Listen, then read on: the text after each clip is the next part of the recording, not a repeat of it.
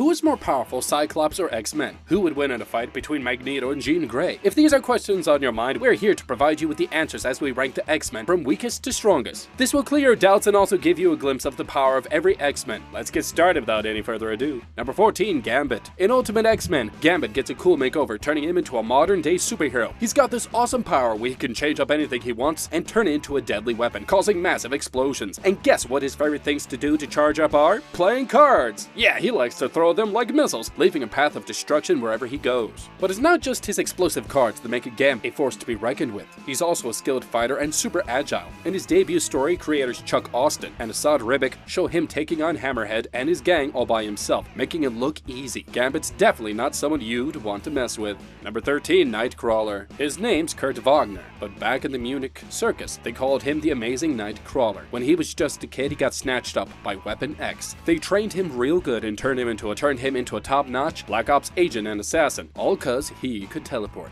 Wagner was quick as lightning and could move like nobody's business. Plus, he could zap from one place to another in the blink of an eye, making him perfect for sneaky missions and pulling off those hair-raising rescues. In the movies, you first see Nightcrawler doing dirty work for Stryker, but later on, after the X-Men got him under control, he joins their crew. He sticks around for the original trilogy, lending a hand to Professor X's gang. And in the later films, we see a younger version of him popping up here and there, like that time he swooped in to save Jean Grey at the start of Apocalypse. Number 12, Beast. Imagine what would happen if one of Marvel's brightest minds suddenly gained not only muscles and strength, but also a thick coat of fur. That's the transformation of Dr. Hank McCoy into Beast, making his debut inaugural issue of X-Men. Beast embodies the perfect fusion of intellect and power. Imagine him as smart as Professor Xavier, still having the formidable strength rivaling, if not surpassing, Wolverine. In the Ultimate series, Beast remains true to his original character, although he doesn't wield the extreme powers of mutants like Iceman or Jean Grey. Hank McCoy is the strategic mastermind behind the X-Men's operations. Born with remarkably agile feet, he later transforms his abilities and gains superhuman strength and agility, all the while maintaining his exceptional intelligence. In the Marvel Cinematic Universe, we witness Hank McCoy's journey from a regular, intelligent human to a transformed figure who seek enhancement through a serum. While the serum does indeed make him a more physically strong asset to the team, it also triggers his transformation into the iconic blue, furry beast. Number 11, Cyclops. In terms of physical combat, Cyclops may not always be the first choice among mutants, but don't underestimate him. His mastery over his abilities makes him a force to be reckoned with in any confrontation. In the alternate universe known as 1610 Universe, Scott Summers, aka Cyclops, possesses mutant powers similar to his mainstream counterpart, the 616 Universe. He has the remarkable ability to absorb solar energy and release it in powerful concussive beams through his specially crafted ruby quartz visor. This visor design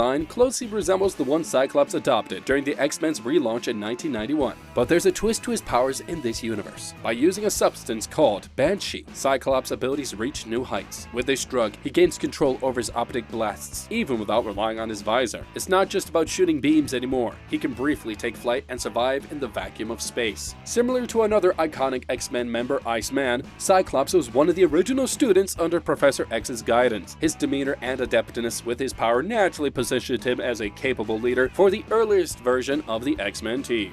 Number 10, Colossus. Colossus was a hulking mutant whose strength is so immense that he can toss Wolverine around like he's weightless. In fact, he's been known to lift up to 100 tons, putting him squarely amongst the most physically powerful mutants out there. In the comics, Colossus has even squared off against heavyweights like the Thing and the Hulk, holding his ground admirably. When it comes to the big screen, there have been two takes on Colossus. In the original trilogy, he was depicted as a guardian of sorts, tasked with keeping the kiddos safe when trouble came a-knocking at the school's door. However, it's in the Deadpool films where we see a portrayal closer to his comic book roots, even if he didn't quite get the spotlight he deserved. Similar to his mainstream counterpart, Ultimate Colossus has the ability to encase his body in organic steel, giving himself immense strength, durability, and almost impenetrable defense. But there's a twist with the Ultimate version. He lacked the strength to move while in his armored form, which added an interesting dynamic to his character. In a plot twist worthy of a comic book storyline, Colossus had a secret. He had been using Banshee for years to enhance his mutant powers. Not only that, he became the main distributor of Banshee, supplying it to other mutants seeking to boost their abilities. However, Colossus' frequent use of the drug led to a significant mutation of his own,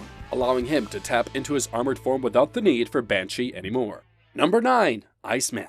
So imagine this, Bobby Drake, aka Iceman, reached his peak potential faster than ever before in the ultimate version of his character. Unlike his counterpart in the 616 universe, in this version he did not have to go through the phase of making snowmen, cause that's lame. Instead, he immediately transformed into a fully operational ice entity. Think of him as someone who could chill you out with his cryokinesis and hydrokinesis powers, not to mention his ability to shape his own body and conjure up ice creations, like structures and even beings. Basically, a way cooler male version of Elsa. Now let's talk about how impressive Ultimate Iceman was. He didn't just sit back and let the world go by. He proved himself time and time again to the X-Men. For instance, he single-handedly stopped an invasion by Weapon X, which is no small feat, and get this, he even took down the Ultimates, all on his lonesome. Professor Xavier, the Big Boss-O himself, once said that Iceman ranked amongst the top 3 most powerful X-Men. Yeah, that's some serious recognition right there. Number 8, Storm. Storm may not be the strongest physically, we know this, but she way more than compensates with her incredible control of the weather. Whether it's summoning gusts of wind or hurling lightning bolts, if it's got to do with weather, Storm has it under her command. It's an epic power if you think about it, because you simply have freaking Mother Nature on your side. That's unfair. However, in the films, Ororo Munroe, aka Storm, doesn't always get the chance to showcase her impressive abilities. While she does get a moment to shine by stopping Toad in the first film with a memorable pun, she's often sidelined thereafter. Despite her potential, her powers are underutilized, but make no mistake, Storm is a force to be reckoned with. Number 7, now this just doesn't feel right, but I gotta live with it. Number 7, Wolverine. Now out of all the X-Men, Wolverine is probably the most freaking well known because he's a tough fighter with a special power that heals him super fast. He's also extra strong because of the metal stuff, adamantium, covering his bones, and then he's got this healing thing that basically makes him impossible to kill. And oh, he's been around for over 100 years, so he's pretty much immortal. One of his remarkable feats of strength, he took down the entire X-Men team by himself. Pretty impressive. I mean, well, even Wolverine isn't the best at everything. There are other X-Men, like Professor X, Jean Grey, and Magneto, who have stronger powers in different ways. In the movies, Wolverine is kind of the main guy. He leads the team in fights because his claws can cut through almost anything. Remember in the second movie, when he got shot in the head was totally fine? Like, yeah. No wonder they gave him his own dang series. He deserves it. Number 6, Rogue. Rogue is a special kind of mutant. Her strength goes beyond just muscles. She's got this amazing ability where she can soak up the powers of other mutants just by touching them. Can you imagine it? And it's not just that, she can also fly and she's super strong, like really strong. In the comics, they say she's as tough as Colossus and can knock down those huge Sentinel robots with just one hit. Oh my gosh. But get this, her biggest moment of power was when she took on a Celestial by absorbing the powers of every single X-Men and Avenger. I mean, like talking about taking things up a notch, oh my gosh. And remember in those old X-Men movies, there's this intense scene where Rogue accidentally gets impaled by Wolverine's claws in his sleep. Ouch. But here's the kicker, she ends up absorbing his healing powers, almost killing him in the process. Like that's some serious strength right there. Not many mutants can handle that level of power. Number 5, the iconic Magneto. You know, the guy who's always causing trouble for the X-Men, yeah, that guy. Magneto, but get this, he's not always the bad guy. Sometimes he actually teams up with them and even runs their school. Isn't that nice? One time he did this epic thing where he basically flipped the Earth's magnetic field, like whoa, talk about a power move. And speaking of powers, Magneto's no joke. He's what they call an Omega level mutant, which basically means he's ridiculously strong and totally in control of his magnetism powers. He could do stuff like move metal from light years away, hold together huge celestial objects, and even mess with the Earth's entire magnetic field. And the best part is, he's just scratching the surface of what he can do. His big dream? Make mutants the top dogs on the Earth. And he's dead serious about it, because nothing's gonna stand in his way at all. Number 4, Omega Kid. You know the Quitted Inquirer? He's like this mega powerful psychic in the Marvel world. Think telepathy, telekinesis, and all that cool stuff rolled into one. He's so crazy strong that he even became sort of a living embodiment of the Phoenix Force, which is a big deal.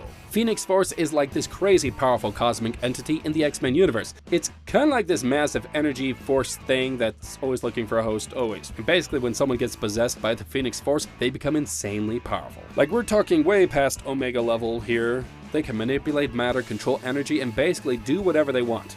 He's kind of like Professor Xavier and Jean Grey smashed together in terms of psychic abilities. And while they do technically call him an Omega level mutant, I would argue that he's like not, but if he has to be, he's right at the tippy top of the mutant power pyramid. But here's the kicker, he's still pretty young, so people tend to underestimate just how much of a powerhouse he really is. Sure, you might not see him outside of the comic books much yet, but trust me, his power is no joke. He's got some serious mojo going on. Number 3, Professor X. Who's the guy who's got the X-Men gang going? That's Professor X. He's a big deal in the comic book world, and don't let his appearance fool you. He might not seem like a tough guy, but he's actually crazy strong. How? Well, he's got this telepathy thing going on, and that means he can dive into people's minds and have a good old chat without even opening his mouth. So he's kind of like a super overpowered ventriloquist, who can also scramble your brain and turn it to mush, all thanks to telekinesis. Now imagine being able to control someone else, or even using them as a messenger. Yeah, that's what Professor X can do, and when it comes to reading minds, hardly anybody can keep him out. Magneto could when he has his helmet on. Number 2, Jean Grey, aka Phoenix. Yes, I know, you think she might be at number 1, but no, number 2. Jean Grey used to be just a regular telepath, but when she got a hold of the Phoenix Force, things took a wild turn. Suddenly, she became the strongest member of the X-Men crew and the most powerful mutant ever seen in the Marvel's universe. Now imagine it, as Phoenix, she could do all sorts of cool stuff like flying around, making force fields, and even bossing other mutants around, but when she turned into the Dark Phoenix,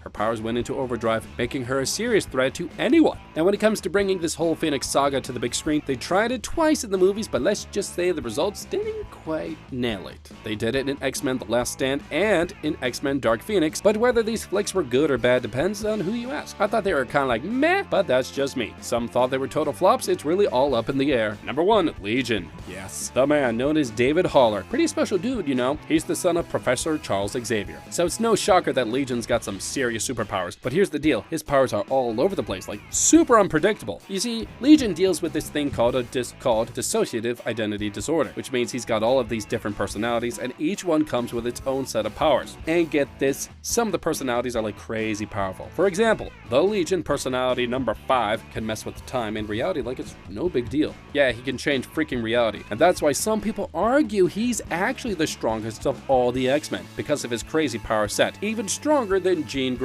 and Professor X. So there you have it, a rundown of the most powerful X-Men, but hey, we're open to hearing your thoughts. Drop a comment down below if you think we missed the mark on any rankings and why you think so. Got any questions about X-Men? Fire away down in the comments and we'll get back to you as soon as possible. Thanks for tuning in and catch you in the next video.